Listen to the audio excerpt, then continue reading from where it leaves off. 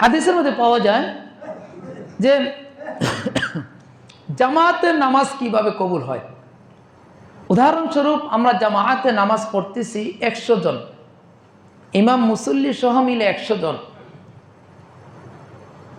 ওই 100 জনের ভিতরে কোনো কারণে কেউর নামাজটা কবুল হচ্ছে না, ইমামের নামাজটা কবুল হচ্ছে, আল্লাহ রব্বুল আলামিন ওই ইমামের নামাজের বদৌলতে সকলের নামাজকে কবুল করে নেবেন। দ্বিতীয়, কোনো কারণে ইমামের নামাজটা কবুল হচ্ছে না, 100 জনের মধ্যে 99 জনেরই নামাজ কবুল হচ্ছে না, কিন্তু কোনো একজন মুসল্লির নামাজ আল্লাহ তাআলা কবুল করে নিয়েছেন। ওই একজনের বিনিময়ে ইমাম মুসল্লি পুরা 100 জনের নামাজকে আল্লাহ তাআলা কবুল করে নেবেন। 3 নাম্বার, 100 জন দাঁড়াইছেন, ইমাম মুসল্লি কারো নামাজ কোনো কারণে হয়তোবা কবুল হচ্ছে না, কিন্তু আমরা যে মসজিদে এসেছি আমাদের চতুর্পাশে রহমতের ফেরেশতারা আমাদেরকে বেষ্টন করে আছেন। কোনো কারো নামাজ কবুল না হলেও আমরা যখন নামাজে দাঁড়াই, ফেরেশতারাও আমাদের সাথে নামাজের ইক্তেদা করেন, আমাদের সাথে তারাও দাঁড়ায় যান, আমাদের জন্য তারা দোয়া করেন। কারো নামাজ কবুল হচ্ছে না, কিন্তু ফেরেশতাদের দোয়ার বরকতে, ফেরেশতাদের তাসবিহাতের বরকতে, আমাদের সাথে ইক্তেদা হওয়ার কারণে আল্লাহ রাব্বুল আলামিন সকলের নামাজকে কবুল করে নেবেন। অর্থাৎ জামাতে নামাজ পড়লে এটা কবুল হবেই হবে, হবেই হবে, এখানে কোনো সন্দেহের কোনো অবকাশ নাই। দেখেন, জামাতে নামাজ পড়লে আরেকটা সুবিধা, যেমন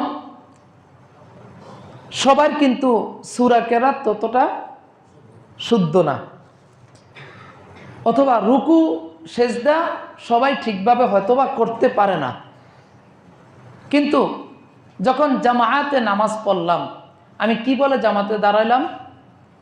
ইক্তেদাইদু বিহাজাল ইমাম, আমি ইমামের অনুসরণ করলাম। তাহলে কেরাত কে পড়তেছে? ইমাম। রুকু সেজদা কে করতেছে? ইমাম। আমার কেরাত যদিও অশুদ্ধ হয়ে থাকে, আমার রুকু সেজদা যদিও ঠিক না হয়ে থাকে, ইমামের কেরাতের কারণে, ইমামের সঠিক রুকু সেজদার কারণে আমার নামাজটাকে আল্লাহ তাআলা কবুল করে নেবেন। এখন আমার কেরাত অশুদ্ধ, আমি একাকী নামাজ পড়লাম, তাহলে নামাজ হবে? একাকী অশুদ্ধ নামাজ কবুল হওয়ার 1 নম্বর শর্ত হলো কেরাত শুদ্ধ হওয়া, কোরআন তেলাওয়াত শুদ্ধ হওয়া। তো আমার তো কোরআন তেলাওয়াত অশুদ্ধ, তাহলে আমার নামাজটা কিভাবে কবুল হবে? কিন্তু আমি যদি জামাতের সাথে নামাজ পড়ি, তাহলে আমার কেরাত, ইমামের কেরাতের কারণে আমার নামাজটা আল্লাহ তাআলা শুদ্ধ করে নেবেন, কবুল করে নেবেন।